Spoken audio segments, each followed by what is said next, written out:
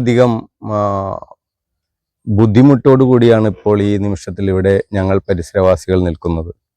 വളരെയധികം ചരിത്ര പ്രാധാന്യമുള്ളതും പൗരാണികതയുള്ളതുമായ പുലിക്കല്ല്, ഈ പ്രദേശം തന്നെ അറിയപ്പെടുന്നത് പുലിക്കല്ല് എന്നുള്ള ഒരു പേരിലാണ്.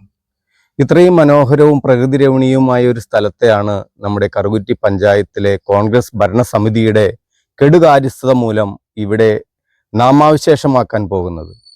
MCF എന്ന് പറയുന്ന പ്ലാസ്റ്റിക് മാലിന്യ ശേഖരണവുമായി പഞ്ചായത്ത് മുന്നോട്ട് പോവുകയാണ്. പല സ്ഥലങ്ങളുണ്ടായിട്ടും വ്യക്തി വൈരാഗ്യത്തിൻ്റെ പേരിൽ വൈസ് പ്രസിഡന്റിന്റെ വ്യക്തി വൈരാഗ്യം തീർക്കുന്നതിനുള്ളൊരു അവസരമായിട്ട് ഈ സ്ഥലം ഇപ്പോൾ ഉപയോഗിക്കപ്പെട്ടിരിക്കുകയാണ്. ഞങ്ങൾക്കെല്ലാം വളരെയധികം സമീപ പ്രദേശങ്ങളിലുള്ള വീടുകൾക്ക് വളരെയധികം അസ്വസ്ഥത ഉളവാക്കിക്കൊണ്ടാണ് ഈ പദ്ധതിയുമായി പഞ്ചായത്ത് മുന്നോട്ട് പോകുന്നത്.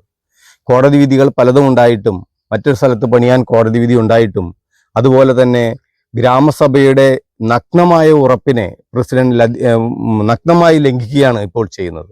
5-ാം വാർഡിലെ ഗ്രാമസഭയിൽ ഉറപ്പ് തന്നതാണ് 5-ാം വാർഡിൽ ഈ പദ്ധതി നടത്തില്ല എന്ന്.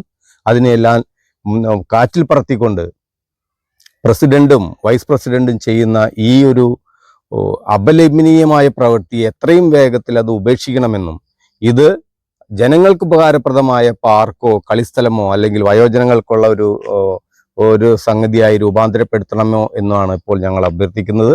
ഈ പദ്ധതിയിൽ നിന്ന്, ഈ MCF എന്നുള്ളതിൽ നിന്ന് പഞ്ചായത്ത് അധികൃതർ എങ്ങനെയെങ്കിലും എത്രയും പെട്ടെന്ന് പിന്തിരിയണമെന്ന് ഈ ഒരു അവസരത്തിൽ അഭ്യർത്ഥിക്കുകയാണ്. സമീപവാസിയാണ്, പേര് ബെന്നി ജോസഫ്.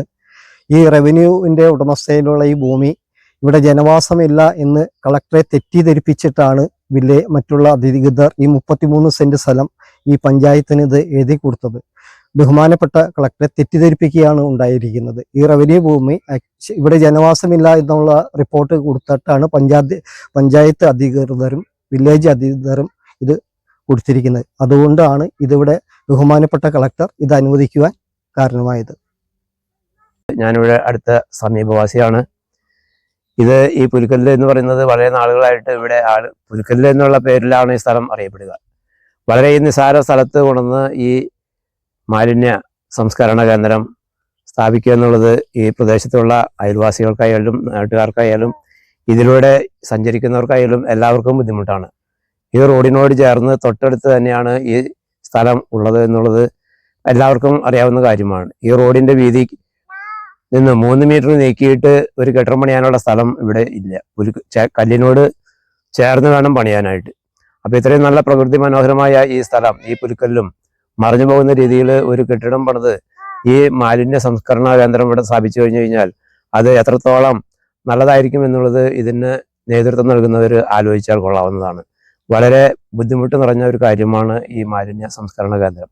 അത് നല്ല രീതിയിൽ ഉപയോഗിക്കാൻ സാധിക്കില്ല. പല രീതിയിലുള്ള മാലിന്യങ്ങളും ഇവിടെ കൊണ്ടുവന്ന് തള്ളാനുള്ള സാധ്യത വളരെ കുറവാണ്. ഇത്രയും നല്ല വീടുകളും ഒക്കെ ഉള്ള സമയത്ത് ഇങ്ങനെയൊരു മാലിന്യ സംസ്കരണ കേന്ദ്രം സ്ഥാപിക്കുക എന്നുള്ളത്, ഇത് ആലോചിച്ച് തീരുമാനിച്ചവര് അതിൽ നിന്ന് പിന്മാറണം എന്നുള്ളതാണ് എൻ്റെ ആവശ്യം.